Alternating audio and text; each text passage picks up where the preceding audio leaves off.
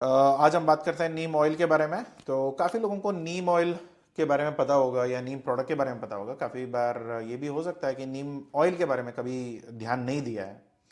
बहुत अच्छी प्रोडक्ट है आज के टाइम पे। अगर आप काम करना चाहते हो तो इसमें कैपिटल बहुत कम लगेगा। मेन चीज़ तो वो है कि पैसे कम लगेंगे, काम जल्दी शुरू कर सकते हैं।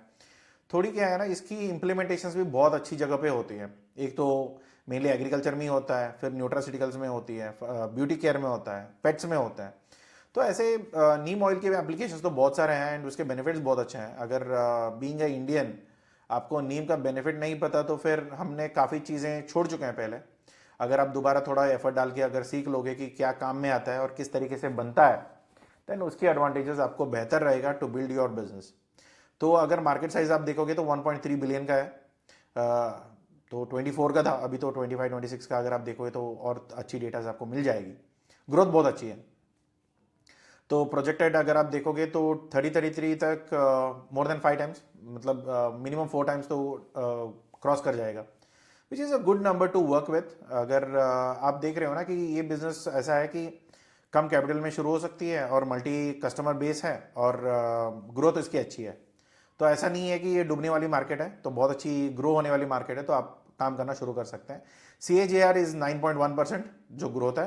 एंड मोर ओवर 60% की जो दुनिया की डिमांड है उसको इंडिया फुलफिल करती है and we are dominating that. तो ये बहुत अच्छी बात है। इसका अगर आपको की पॉइंट्स अगर मैं बताऊं ना तो यूनाइटेड स्टेट्स बहुत बड़ी मार्केट है। भले ही ट्रम्प का जो टैरिफ इफेक्ट है वो तो ऑब्वियसली रहने वाला है, बट फिर भी आप देख सकते हो US is a good market. Brazil है, कीनिया है, इटली है। Kenya is again growing market. Italy, Malaysia, Australia, ये सारे मार्केट्स आपके लिए इज अ गुड मार्केट्स। तो प्राइमरी आप इसको टारगेट कर सकते हो इनिशियली। अगर मैं बोलूँ, अगर आपको कंप्लायंसेस की किचकिच नहीं चाहिए, रूल्स एंड रेगुलेशन ज़्यादा नहीं चाहिए, तो ब्राजील एंड कीनिया आप टारगेट कर सकते हो। मलेशिया आप कर सकते हो। ऑस्ट्रेलिया थोड़ी हद तक आप कर सकते हो। अगर यूनाइटेड स्टेट्स और यूरोपियन कॉन्टिनेंट में किसी भी कंट्री के साथ आपको काम करना है, थोड़ी प्रॉपर्ली आप डॉक्यूमेंटेशन वगैरह बनवा लो। वरना लोग क्या कहते हैं ना, वहाँ पे सस्ता नहीं चाहिए, वहाँ पे अच्छा चाहिए। तो अच्छे का मतलब ये होता है कि मैंने बोल दिया अच्छा तो मैं मान नहीं लूँगा, राइट। तो अच्छे का मतलब ये होता है कि भाई प्रूव करो, सर्टिफिकेट लेके आओ। अगर वो सर्टिफिकेशन आपके पास है then it's all good enough. अगर आपको कोई भी दुनिया की कहीं पे भी कोई भी सर्टिफिकेट बनवानी है, आप हमें कॉन्टैक्ट कर सकते हैं, will help you in that. और दूसरा, इसकी इम्प्लीमेंटेशन आती है एग्रीकल्चर एंड पेस्टिसाइड्स में, तो वहाँ पे भी आपको बहुत अच्छी काम में आएगा। एंड उसमें क्या होता है ना कि अगर आप कोई और इंडस्ट्री में टारगेट करते हो तो वहाँ पे थोड़ी बहुत वॉल्यूम ऊपर नीचे हो सकता है, but when it comes to agriculture ना, क्योंकि यहाँ पे क्वांटिटी बिकता है। एंड अगेन ऑयल इतना इतना नहीं बिकेगा जितना वर्मी कंपोस्ट वगैरह बिकेगा ऑन वॉल्यूम वाइज, मगर मार्जिन वाइज ये बहुत अच्छी प्रोडक्ट है। और एशिया स्पेसिफिक ऑलरेडी डोमिनेट कर रहा है कोल्ड प्रेस ऑयल। और ऑर्गेनिक का जो डिमांड है, अगर आप ऑर्गेनिक में आज के टाइम में कुछ भी लेके आओगे ना, तो बहुत अच्छी डिमांड में या एक्स्ट्रा प्राइस आपको वहाँ पे मिल जाएगा। तो मार्केट साइज एंड ग्रोथ आप देख लेना। अलग अलग एजेंसीज के अलग अलग प्रिडिक्शंस है, बट समवॉट अगर आप इसका एवरेज भी निकाल लोगे ना तो भी आपको काम में चल जाएगा। मैं चीज़ें जो प्रेजेंटेशन में है ना वो आप पॉज करके भी पढ़ सकते हो, तो इसलिए मैं ये नहीं चाहता कि जो दिख रहा है उसी को मैं 2 बार पढूं, तो उसका कोई मतलब नहीं बनेगा। तो कीप दैट इन माइंड। आपको क्या करना है कि वीडियो पॉज करो और जो स्क्रीनशॉट लेनी है स्क्रीनशॉट ले लो, वरना नीचे रिपोर्ट्स वगैरह मिल ही जाते हैं, उसको चाहिए तो आप परचेज कर सकते हो। तो एशिया मार्केट में यहाँ पे अगर आप देखोगे बड़ी मार्केट है, हमारी खुद की डोमेस्टिक कंजम्पशन ज़्यादा है। देखो आज भी मैं बोलता हूँ ना कि अगर आपको मेहनत करना है ना इंटरनेशनल पे करो। डोमेस्टिक का बिजनेस आपको ऐसे ही चल के मिल जाएगा, आपको ज़्यादा उसमें मेहनत करने की ज़रूरत नहीं है। लार्ज मार्केट है, इंडिया की प्रोडक्शन डोमिनेशन से बहुत ज़्यादा है। ऑलमोस्ट 60% के ऊपर हम लोग ऑलरेडी सप्लाई कर रहे हैं। बाकी जगह मिलती है मगर उतनी वॉल्यूम नहीं है या उतनी क्वांटिटी में नहीं मिलती, तो आप आराम से कर सकते हो। नॉर्थ अमेरिका एक बड़ी ग्रोइंग मार्केट है क्योंकि एग्रीकल्चर है और बाकी चीज़ों के लिए, और ऑर्गेनिक का डिमांड तो ऑब्वियसली बढ़ रहा है। क्योंकि हो गया ना अभी केमिकल का खाना खा खा के कैंसर वगैरह लेके आना तो कॉमन सी बात हो गई। तो in that case that is one of it. तो यूरोपियन में अगर आप ब्यूटी प्रोडक्ट्स में काम करते हो एंड अगर आपकी सेटअप फार्मास्यूटिकल या न्यूट्रास्यूटिकल कैटेगरी के हैं या कॉस्मेटिक इंडस्ट्री के कैटेगरी के हैं या उसकी प्योरिटी उतनी लेवल की है, तो फिर आप इन कंपनीज के साथ भी काम करना शुरू कर सकते हो। जो आज के टाइम ब्यूटी प्रोडक्ट्स, मैं आज के टाइम में बोलूँ ना कि अगर जब भी हम लोग बाहर रहते हैं तो सिर्फ इंडिया में थोड़ी हद तक मैं जानता हूँ कि हाँ लड़के ठीक ठाक लड़के जैसे दिखते हैं, मगर बाहर के लोग ऐसा हैं कि भाई क्या ही बोलूँ मैं, अलग लेवल के हैं यार। जितने चिकने चिकने लगते हैं कि उतना वो समझ भी नहीं पाओगे कि लड़कों को भी उतना शौक पड़ गया वहाँ पे। तो ग्रोइंग यार, सबको अपना जो नेचुरल है वो नहीं छोड़ना चाहिए, मतलब मेकअप डालना ही बहुत ज़्यादा हो गया। मगर एकदम ठीक है, एंड ऑफ द डे हमारे लिए क्या है, end of the day business ही तो मैटर करेगा। तो ब्यूटी इंडस्ट्री पे आप ध्यान रखो, तो if that works. Latin America है, which is again, Latin America में आप थोड़ी कंप्लाइंसेस मैनेज कर सकते हो, कंप्लाइंसेस उतनी ज़्यादा नहीं है, बट एक है कि वहाँ पे उनके खुद के प्रोडक्ट्स भी ज़्यादा है, तो उसके अगेंस्ट आपको कॉम्पिट भी करना पड़ेगा, that you need to keep in mind. और Middle East Asia, sorry Middle East African markets में एग्रीकल्चर की डिमांड है, बट अगेन प्राइस एक सेंसिटिव पॉइंट है वहाँ पे, थोड़ा आपको प्राइजेस पॉइंट पे थोड़ा काम करना पड़ेगा। जो मैं पहले बोल रहा था, 60% का सप्लाई हम खुद ही कर रहे हैं, और हमारी बहुत अच्छी ट्रैक रिकॉर्ड है, और शिपमेंट वगैरह वाइज अगर देखोगे तो बहुत अच्छी वॉल्यूम पे बिकते हैं। मार्जिन भी ठीक ठाक है, ऐसा नहीं है कि मार्जिन कम है, मार्जिन में भी बहुत अच्छी मार्जिन आपको मिल जाएगी। तो इंडिया के बाद यूएस है, जो हमसे खुद खरीदता भी है, हमारा बड़ा इंपोर्टर है, और उसके साथ वो खुद एक्सपोर्ट करता है। क्योंकि क्या होता है ना, इंडिया में हम लोग सोचते हैं जैसा आ रहा है ना, तेल बना के निकाल दो, उसकी बाई प्रोडक्ट जो बन सकती है, या उसको थोड़ा अगर और थोड़ा प्रोसेस में अगर हम डालते हैं, उसकी एक क्या बोलते हैं ना, री एक्सपोर्ट पर्पज के लिए, या उसका मल्टी प्रोसेस का जो प्रोडक्ट बनते हैं वो नहीं बनाना चाहते। बस हम लोग इंग्रेडिएंट बेच के हम लोग खुश हैं, वो लोग फिनिश प्रोडक्ट बना के वो हमें हमको उल्टा हमें बेचते हैं। तो हमारे लोग उल्टा, अभी क्या है ना कि कितनी भी बड़ी ब्रांड देखो ना, नहीं नहीं हम लोग यूएस की ब्रांड है, ये उसकी ब्रांड है, ये इसकी ब्रांड है। भाई तुम लोग क्या बना रहे हो फिर? माल तो तुम्हारा ही लग रहा है रॉ मटेरियल में, मगर फिनिश गुड्स और मार्केटिंग अलग बात है। फिर भी एंड ऑफ द डे मेहनत भी कोई नहीं करना चाहता, that's a hard part of it. और सिंगापुर री एक्सपर्ट, वहाँ पे उनका है ही, हमारी जितनी स्टेट नहीं होती उतने उनके देश हैं, और जो स्टेट है और जो कंट्री है वो दोनों एक ही है, बट वो री एक्सपोर्ट पे जीतते हैं। माल उनका कुछ बनता नहीं है, मगर वो माल यहाँ से मंगाते हैं, री प्रोसेस वैल्यू एडिंग करते हैं, फिर उसको दोबारा री एक्सपोर्ट करते हैं, और मार्जिन हमसे ज़्यादा कमाते हैं। तो देख लो, अगर वो हो सकता है तो वो देख सकते हो। श्रीलंका है, ऑर्गेनिक नीम ऑयल बेहतर है वहाँ पे, तो वो भी आप देख सकते हो। देखो जो जो काफ़ी लोग क्या होता है ना कि इंडिया का डेटा पकड़ के बैठते हैं। देखो आप इंटरनेशनल ट्रेड में हो, आप सिर्फ इंडिया का डेटा लेके या सिर्फ इंडिया के जितने एक्सपोर्टर्स है उनका डेटा लेके कोई फर्क नहीं पड़ेगा। आपको ग्लोबल डेटा उठाना पड़ेगा, और ग्लोबल डेटा पे काम करोगे तो उनके बायर्स भी आपको मिलेंगे। अभी जितने, ये तो 4 रुपये में बेच रहा है, मैं 3 रुपये में बेचूंगा, अरे भाई वहाँ पे बाकी लोग भी है जो 8 रुपये में बेच रहे हैं, उनका तो ध्यान ही नहीं दे रहे हो, उनको क्या चाहिए वो नहीं देख रहे हो, और उनको जो क्वालिटी चाहिए वो उसका चिंता भी नहीं है। तो ऐसे लोगों में क्या होता है ना कि वो विजन की बात है कि कितनी छोटी सोच हो रहती है, तो उसके हिसाब से आप अटक जाते हो, राइट। तो इंडोनेशिया है, तो वहाँ पे रॉ आज के टाइम पे थोड़ी नीम वगैरह शुरू हो चुकी है, रॉ ऑयल है, एग्री इनपुट्स है, तो वो भी आप देख सकते हो। तो यहाँ पे नीचे जो शिपमेंट वैल्यूज है वगैरह, तो वहाँ पे रेगुलरली डिमांड है। एक तो चीज़ें हैं ना, जो मैं वीडियो बनाता हूँ, इतना लिख के ले लो मेरे से, जो प्रोडक्ट्स अच्छे हैं उसको मैं अच्छा बोलूँगा, अगर नहीं है तो मैं एवरेज बोल दूंगा। मगर ये प्रोडक्ट आपके लिए काम में आएगा, बहुत कम कैपिटल में आपका काम शुरू हो सकता है यहाँ पे। तो मेन मार्केट हमारे लिए रहेगा यूनाइटेड स्टेट्स, अगर टैरिफ ठीक ठाक लग गया। अगर देखो एक चीज़, टैरिफ जितना भी लगा यार, ट्रंप के हाथ में टैरिफ है लगाने का, वो लगा सकता है, मगर अगर उनके पास नहीं है, अगर उनको प्रोडक्ट चाहिए तो मर के भी लेना पड़ेगा ना, कितना भी टैरिफ लगा लो, ये उसी कैटेगरी में आता है। बाकी चीज़ों में बोल सकते हैं कि यार हाँ ठीक है, अगर इंडिया से नहीं मिलेगा तो कहीं और से ले लेंगे, होंडुरा से ले लेंगे या ग्वाटेमाला से लेंगे, कहीं से भी ले सकते हैं। मगर जो चीज़ें कहीं और बनती नहीं है और इतना बड़ा वॉल्यूम पे आपको मिलेगा नहीं कहीं और, तो फिर आप हमसे ही खरीदना पड़ेगा ना।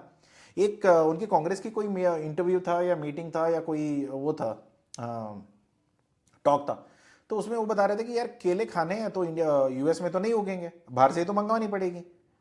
अभी बाहर से मंगवाओगे, कितना भी टैरिफ लगाओ, उससे क्या फ़र्क पड़ने वाला है? क्योंकि अगर टैरिफ लगा के आपको कम इंपोर्ट करना चाहते हो, अभी देखो इंडिया चाइना पे टैरिफ लगाता है कुछ चीज़ों में, जो चीज़ें इंडिया में बनती है वो चीज़ें इंडिया वाले या कम से कम गवर्नमेंट तो नहीं चाहता है कि भाई वो चीज़ें इंपोर्ट हो। अभी अग्रीमेंट्स के बाद क्या क्या होगा, कौन से अग्रीमेंट कॉम्प्रोमाइज़ होते हैं वो नहीं पता, बट जनरली मैं बता रहा हूँ, बेसिक लॉजिक इतना ही है कि मैं जो बनाता हूँ वो प्रोडक्ट इंडिया में नहीं आना चाहिए, और जो प्रोडक्ट मैं बनाता नहीं हूँ वो प्रोडक्ट इंडिया में आना चाहिए। और यही लॉजिक होती है सारे कंट्रीज़ की, कि जो मेरे पास पड़े हुए हैं वो क्यों आप बेचोगे, मेरे पास जो पड़े हुए वो मैं बेचूंगा, आपके पास जो, हमारे पास जो नहीं मिलते हैं वो चीज़ें चाहिए। तो यूएस का वही हालत है कि नीम ऑयल उनके पास बनती नहीं है, ना वो बना पाएंगे और ना उनके यहाँ पे होती है।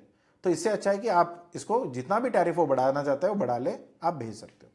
वरना क्या है ना कि सिंपल सी लॉजिक है यार, जब तक ट्रम्प नहीं जाएगा तब तक नहीं जाएगा, मतलब ऊपर नहीं, मैं बोल रहा हूँ नॉर्मली चेयर से नहीं जाएगा, तब तक तो थोड़ा देखते रहो, ध्यान रखो बाकी मार्केट्स का भी, क्योंकि बाकी मार्केट्स भी आपके लिए खुले हैं। जितना बिजनेस आप यूएस का देख सकते हो, उसके बाकी मार्केट में भी ठीक ही है, कोई प्रॉब्लम नहीं है। आपको पूरा मार्केट यूएस का कैप्चर करना है, पूरा मार्केट मुझे मलेशिया का कैप्चर करना है, ऐसा तो नहीं है ना। आपको कोई भी मार्केट, आपको 10-20 ऑर्डर निकल गया तो उतना काफ़ी है आपके लिए। आपकी प्रोडक्शन कैपेसिटी के हिसाब से ही सारी डिपेंड होती है।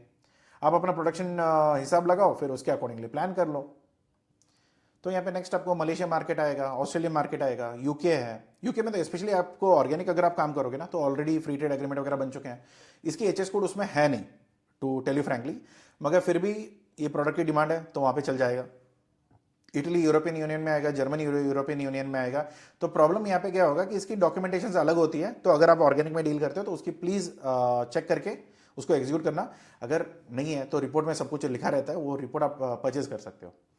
तो यहाँ पे नेक्स्ट आता है कि प्रोडक्शन कैपेसिटी, स्पेशली देखो नीम का अगर जो पेड़ की जो भी चीज़ें हैं, सीड्स है, एक तो बीज है, उसके बाद उसके पत्ते आते हैं, उसके बाद में उसकी जो ट्रंक वाली जो बाक होती है, उसका अगर भी उनकी भी एक्सट्रैक्ट आप निकाल पाओगे ना, तो वो भी आपको बिक जाएगा। तो नीम ऑयल का मतलब ये नहीं होगा सिर्फ सीड ऑयल है, आप किसी का भी तेल निकाल सकते हो। गवर्नमेंट तो हमारी निकालती है, बस आप किसी का भी निकाल लो। तो यहाँ पे मेन इंडस्ट्री एंड यूज किसका है? रेसिड्यू का है, एग्रीकल्चर का है, पेस्टिसाइड्स के लिए। पर्सनल केयर और कॉस्मेटिक्स, मैंने पहले भी बोला, लोग मर्द भी चिकने बन के घूम रहे हैं, तो आज के टाइम में बूमिंग मार्केट है यार, उसमें कोई प्रॉब्लम ही नहीं है। अभी लोग पैसे खर्च करके अपने को जो भी करना चाहते हैं खुद के लिए कर रहे हैं, तो ठीक है, आप बेचना शुरू करो, it will be far better. और उसके बाद आता है एनिमल प्रोडक्ट्स। तो एनिमल प्रोडक्ट्स में अगर आप देखोगे कि इसकी शैम्पूज तक, जो कुत्तों की शैम्पू आती है, बिल्लियों की आती है, कुछ और चीज़ों की आती है, जिसमें रैशेज़ के लिए वो लोग यूज़ करते हैं। मैंने 2-3 जू वालों से बात हुई है, तो इवन वो लोग अपनी स्किन केयर के लिए यूज़ करते हैं जानवरों पे। बाकी जानवर है वो तो कौन से पे यूज़ करते हैं वो नहीं पता, बट वो लॉट में लेते हैं। इवन ये सब मार्केट्स हैं, मैं इसलिए बता रहा हूँ कि देखो, आपको अगर एक प्रोडक्ट लेते हो यही लोग ही खरीदेंगे, मगर बायर की लिमिटेशंस हो जाती है ना। तो यहाँ पे तो 4-4 इंडस्ट्रीज है, आप जिसके साथ खेलना चाहते हो उनके साथ टारगेट कर सकते हो। आप बस इतना देखो कि आपका प्रोडक्ट क्या है, आपके प्रोडक्ट की क्वालिटी कितनी अच्छी है, और कौन सी इंडस्ट्री पे बिक सकता है, और बहुत अच्छी रेट कौन दे सकता है। अभी देखो, फार्मा से ज़्यादा पैसा किसी के पास है नहीं। बाकी किसी से भी आप देख लो, सारी वो क्या बोलते हैं ना, चिल्लर वाली पैसे ही आएंगे, उतने ज़्यादा पैसा नहीं आएगा। चिल्लर पैसे मतलब 30% से 40% का ही बोल रहा हूँ, मगर यहाँ पे आपको बहुत अच्छी मार्जिन निकल जाएगा, डबल बाकी जो इंडस्ट्री से निकाल सकते हो उससे ज़्यादा ही निकालोगे। बट यहाँ पे क्या होता है कि इनकी प्रोसेस भी बहुत महंगे हैं। इनकी ऑयल एक्सट्रैक्ट की क्वालिटी अलग है, इनकी कंप्लायंसेस अलग है, इनकी सर्टिफिकेशंस अलग है।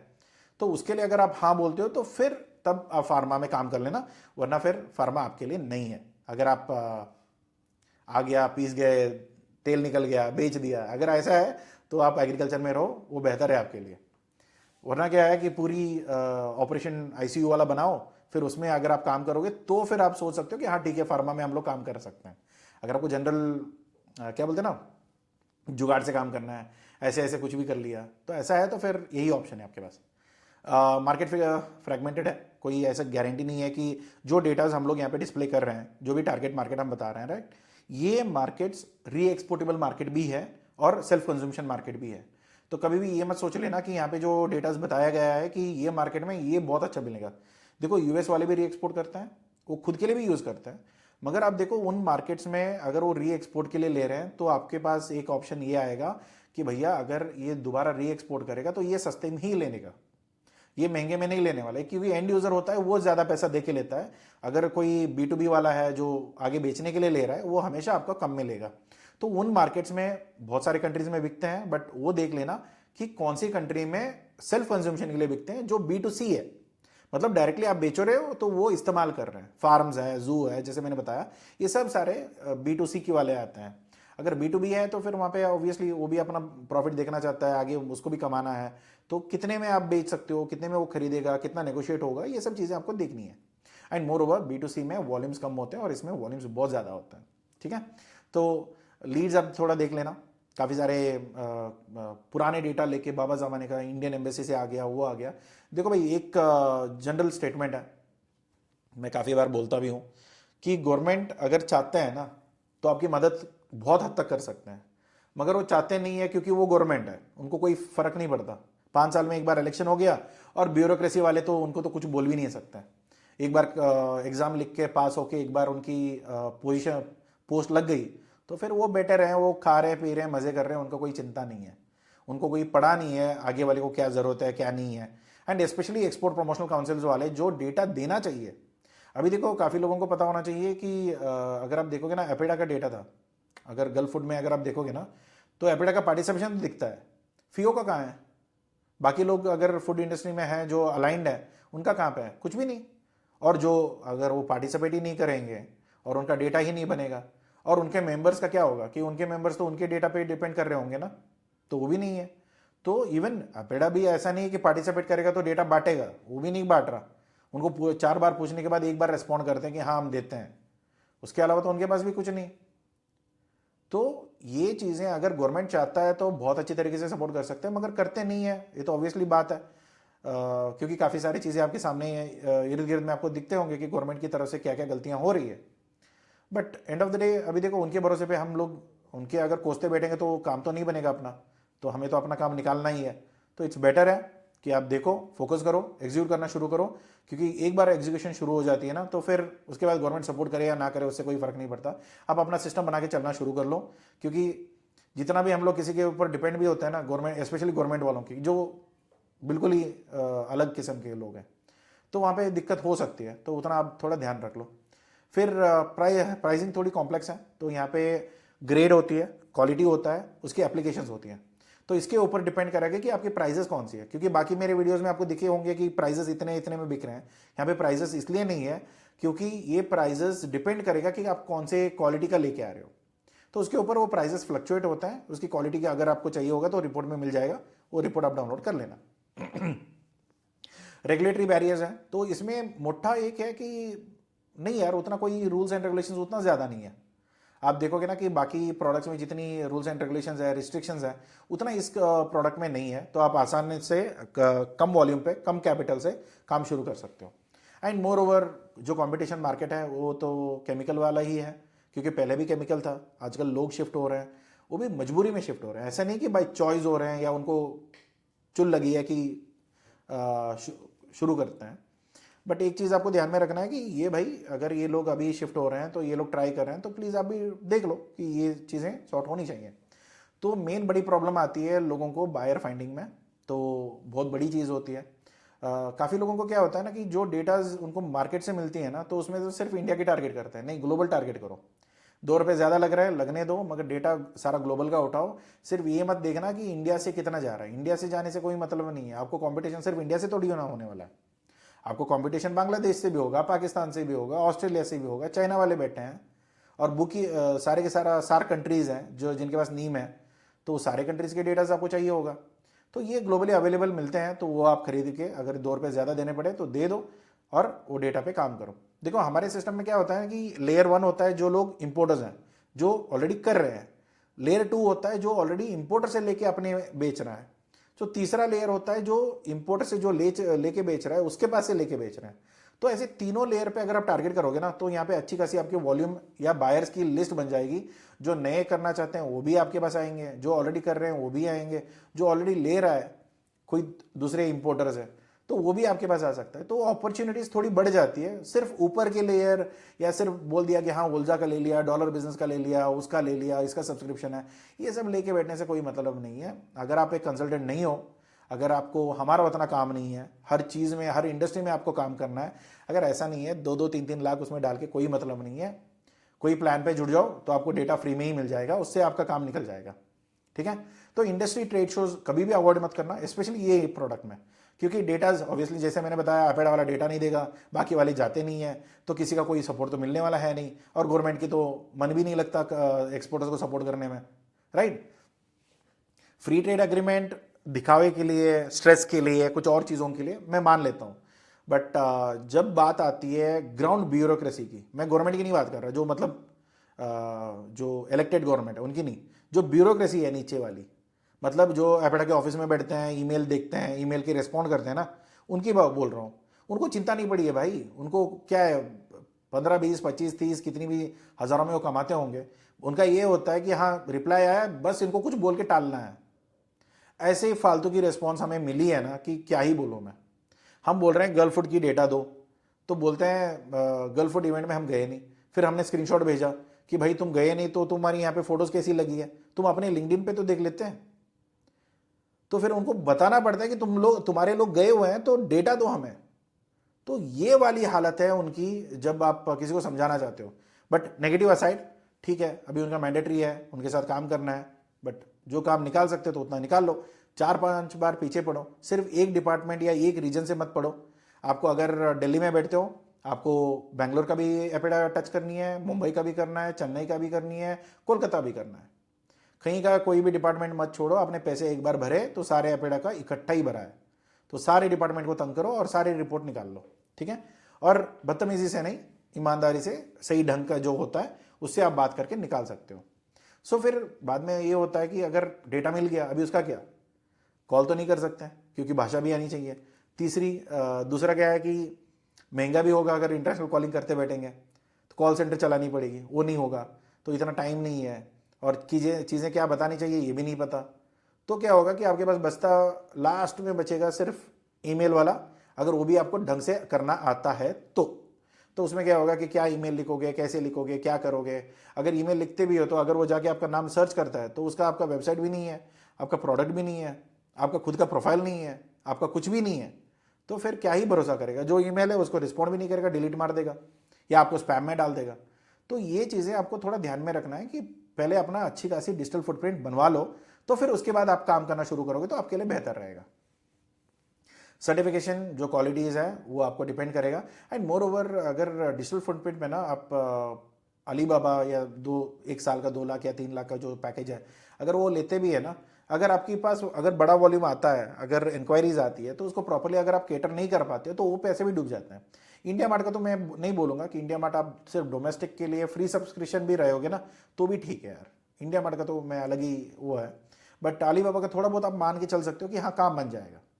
अगर उसमें दूसरा क्या है कि थोड़ा सीख लेना कि लिस्टिंग कैसे करते हैं, वरना फिर वो भी काम खराब है। तो आज के टाइम का ये बिजनेस क्यों बूम कर रहा है, एक तो ऑब्वियसली ऑर्गेनिक फार्मिंग है, तो उसमें आप काम में आ जाएगा। मैंने ब्यूटी का बता दिया, सारे चिकने घूम रहे हैं, आप भी बेचो उनको। फिर जो भी एग्रीकल्चर है ना आज के टाइम में एआई इंटीग्रेटेड है। इंडिया में तो उतना ज़्यादा नहीं है, थोड़ी फार्म्स आज भी बहुत अच्छा काम कर रहे हैं कुछ कंपनीज, बट फॉरेन में जहाँ पे भी मैंने देखे हुए हैं उनकी एग्रीकल्चर प्रिडिक्शंस बहुत अच्छी चल रही है, तो उनको पता है कि कब कौन सी स्प्रिंकल करनी है, तो वो लोग रेगुलरली खरीद रहे हैं, तो भी आप थोड़ा देख लो। और रेगुलेटरी सारे गवर्नमेंट सपोर्ट कर रहे हैं यार ऑर्गेनिक की तरफ से, क्योंकि हेल्थ इश्यूज तो बहुत ही बढ़ रहा है, बाकी चीज़ें तो ऑब्वियसली ख़राब हो ही रहा है, तो वो आप थोड़ा देख सकते हो। और वेट का इंडस्ट्री भी बढ़ रहा है, एंड मोर ओवर थोड़ी गवर्नमेंट का भी बायो इंडस्ट्री है। मगर देखो ये लोग ना गवर्नमेंट वाले जितने, मैं सिर्फ इंडिया की गवर्नमेंट की बात नहीं कर रहा, मैं सारी गवर्नमेंट इकट्ठा ही बोल रहा हूँ कि जितने गवर्नमेंट से दूर रह सकते हो उतनी अच्छी है आपके लिए, क्योंकि ये सब जाते हैं टेंडरिंग सिस्टम पे, और टेंडर में गवर्नमेंट खरीदते हैं, फिर अपने फार्मर्स को देते हैं फ्री में या मिनिमम फीस पे या सब्सिडी पे जो भी। बट आप इतना ध्यान रखो कि अगर आप गवर्नमेंट के साथ डील कर रहे हो वो टेंडर में जाएगा, और टेंडर में आपका फायदा होगा या नुकसान होगा, या वो आपका सिक्योरिटी पैसा खा जाएंगे, ये सब चीज़ें बाद में रहेगी। तो टेंडर मैं जहां तक बोलता हूं गवर्नमेंट से जितना चाहिए, जो भी गवर्नमेंट है किसी भी देश में, दूर रहो, ये बेहतर है आपके लिए, ठीक है। और यहाँ पे रिकमेंडेशन यही रहेगा भाई, देखो जो भी सर्टिफिकेशन है ऑर्गेनिक आप कर सकते हो तो बहुत अच्छा है, कर लो। इसके बाद टारगेट मार्केट यूनाइटेड स्टेट्स रहेगा, भले ही जितनी भी टैरिफ लगनी है लगने दो, ये प्रोडक्ट आपका बिकेगा उधर। तो यूनाइटेड किंगडम है, जर्मनी है, तो ये बेस्ट मार्जिन आपके लिए वहाँ पे मिल जाएगा। थोड़ी इंटेलिजेंटली वेरीफाइड बायर्स के साथ बात करना शुरू करो, कोऑर्डिनेट करो, लिंक्डइन पे कनेक्ट करो, ईमेल्स भेजो, कॉल करो, जो भी कर सकते हो करो। एंड ऑफ द डे आपका चीज़ें उनको समझ में आना चाहिए, उनको दिखना चाहिए उनका क्या प्रॉफिट है और क्या अलग हो आप, क्यों आपसे काम करें। तो ये जवाब अगर आप नहीं दे पाए ना तो फिर बायर भी क्या ही बोलेगा आपको, राइट। आप प्रोडक्ट्स में डाइवर्सिफाई कर लो, तो एक तो लेवरेज तो ऑब्वियसली ये रहेगा, फिर अपनी प्रोडक्ट्स तो एग्रीकल्चर में भी जा सकती है, थोड़ी लो ग्रेड जाती है एग्रीकल्चर में, पर्सनल केयर में थोड़ी प्रीमियम, उससे ज़्यादा प्रीमियम आपको फार्मा में जाएगा। और वेटनरी में अगर आप इंटरनेशनली एक्सपोर्ट कर ही रहे हो तो फिर ये भी उतना ही कीमत देते हैं जैसे जितना इंसान की लाइफ होती है। काफ़ी लोगों को ये होता है ना कि यार जानवर का है ठीक है कि थोड़ी बहुत कर लेते हैं, देखो भाई इंडिया नहीं है जहाँ पे कुत्तों को मार दिया वगैरह वगैरह, वहाँ पे जानवरों को भी इज्जत है, यहाँ पे इंडिया में तो इंसानों को भी इज्जत नहीं है, ठीक है। उतना थोड़ा कैलकुलेट कर लो। और अपनी B2B प्रेजेंस अलीबाबा में, इंडिया मार्ट में या कोई और स्पेसिफिक डोमेन होती है जहाँ पे सिर्फ यही प्रोडक्ट्स बिकते हैं, वहाँ पे भी आप अपना लिस्टिंग करा सकते हो और वहाँ पे उनकी जो बेनिफिट है वो आप देख सकते हो। अगर इसके बाद एट लास्ट JB एक्सपर्ट्स का अगर आपको मदद चाहिए होगा, अगर रिपोर्ट चाहिए तो नीचे लिंक में है, वो आप डाउनलोड कर सकते हो। उसके बाद अगर कंसल्टेशन लेनी है या बात करनी है, सर मैं ये सोच रहा हूँ एक ऐसे करना है वैसे करना है, जो भी बातचीत करनी है, अगर आपको डिस्कस करना है तो प्लीज़ प्लान परचेज कर सकते हैं, वहाँ पे भी वो लिंक भी आपको डिस्क्रिप्शन में मिल जाएगा, आप बात कर लीजिए। फिर उसके बाद अगर आपको हैंड होल्डिंग की सपोर्ट चाहिए पूरी साल भर के लिए, जो भी गलतियां हो सकती है वो अवॉइड करनी है, अपने पैसे नहीं फंसाने हैं, बायर के साथ स्कैम में नहीं फंसना, सप्लायर के साथ स्कैम में नहीं फंसना, पैसे नहीं खोने होते हैं। देखो क्या होता है ना, एक्सपोर्ट इंपोर्ट बिजनेस में बताता हूँ कि अगर आपने अच्छा कर लिया तो बहुत अच्छा कमा लोगे, अगर गलत कर दिया काफ़ी टाइम के बाद, काफ़ी भरोसे पे आप गलत भी कर देते हो तो वहाँ पे आपके घर बिक जाते हैं। तो इतना ध्यान रखो कि ऐसी गलतियाँ ना हो। तो चाहिए तो सपोर्ट ले लो या खुद मैनेज कर लेना, या अगर जब भी चाहिए होगा तभी भी आप ले सकते हो, तो वो भी प्लान अवेलेबल है जहाँ पे आपको अगर आपको सीख के करना है तो इतने में हो जाएगा ट्रेनिंग प्रोग्राम, जहाँ पे कंप्लीट हैंड होल्डिंग सर्विस आपको मिल जाएगा, जहाँ पे आप मेरे से ही जुड़े रहोगे। जो भी तकलीफ रहेगी, जो भी टारगेट रहेगा या जो भी चैलेंजेस आएगी, हम साथ में बैठ के उसको सॉल्व कर लेंगे। तो ये वो प्लान है। फिर अगर आप चाहते हो कि सर देखो क्या है ना, क्वालिटी क्वांटिटी में प्रोडक्शन पे ध्यान दूंगा, आप पूरा माल जो भी ऑपरेशन है एक्सपोर्ट इंपोर्ट का सारा आप ही देख लो, तो वो प्लान भी अवेलेबल है, वो भी आप देख सकते हो। ये एंड ऑफ द डे आप पे डिपेंड करेगा कि आप कितना ऑफर कर सकते हो, कितनी कैपेबिलिटीज है और कितनी हद तक हमारी सपोर्ट आप चाहते हो। देखो हम गाइड करना चाहिए तो गाइड कर देंगे, रिपोर्ट चाहिए तो रिपोर्ट ऑलरेडी अपलोडेड है, अगर आपको ट्रेनिंग चाहिए, सपोर्ट चाहिए पूरी 1 साल के लिए, हैंड होल्डिंग चाहिए, वो भी अवेलेबल है। आप चाहते हो नहीं सर ये मुझे सीख के करने में दिक्कत होगी, आप सारा सब कुछ आप ही देख लो, वो भी ऑप्शन अवेलेबल है, वो भी देख लो। तो ये सारे ऑप्शन के बीच में आपको जहाँ पे भी अगर कुछ भी डिटेल्स चाहिए होगा तो ऑफिस के नंबर पे आप बात कर सकते हो और आपको डिटेल्स मिल जाएगा। अगर फ़ोन नंबर यहाँ पे लिखा नहीं है बट आपको कॉल करना है तो 9538888656। अगर आपको लगता है कि हाँ कुछ और चीज़ें आपको चेकआउट करनी है और कोई और चीज़ों में मदद चाहिए तो प्लीज़ ऑफिस नंबर पे बात करिए, और नंबर सारे गूगल में भी आप JB एक्सपर्ट सर्च कर लोगे तो भी मिल जाएगा। और हो सकता है तो फिर मुझे लिंक्डइन पे कनेक्ट करिए, मेरी टीम एक्सेप्ट कर लेगा। मैं लिंक्डइन में खुद नहीं चलाता, मेरी टीम यहाँ हैंडल करती है, तो फिर भी आप कनेक्ट करके उनसे बात कर सकते हैं, ठीक है। So thank you so much for watching this. अगर ये वीडियो पसंद आया तो लाइक करिए, सब्सक्राइब करिए, और लगता है कोई और एक्सपोर्ट इंपोर्ट में आना चाहता है या सीखना चाहता है तो उनको ये वीडियो शेयर करिए। अगर कहीं पे आपको हाइप दिखता है कहीं पे रिकमेंडेशन में तो प्लीज़ हाइप पे क्लिक कर देना कि थोड़ी हमें सपोर्ट मिल जाएगा यूट्यूब पे, ओके। सो इसके अलावा आपको फ्री एडवाइस चाहिए, हम फ्री के लिए मना नहीं करते, मगर वो हम लोग फ़ोन पे नहीं देते हैं, बट आपको कमेंट बॉक्स खुला है, वहाँ पे आप फ्री एडवाइस ले सकते हो। और यूट्यूब पे ही है बस सब कुछ फ्री वाला, बाकी सब चीज़ें पेड रहेगा। आपको जो भी हेल्प चाहिए होगा या सर्विस चाहिए होगा या जो भी प्लान या पैकेजेस में आपको आना चाहते हैं वो आ सकते हैं। और इसके अलावा भी हम documentation, registration, compliance, certification, legal services, payment recovery, ये सब सारे एड ऑन सर्विसेज होते हैं। ये अगर आपको जैसे जैसे ज़रूरत पड़ेगी तब आप ले सकते हो, ठीक है। So thank you so much, take care, मिलते हैं अगली वीडियो में, टेक केयर, बाय बाय।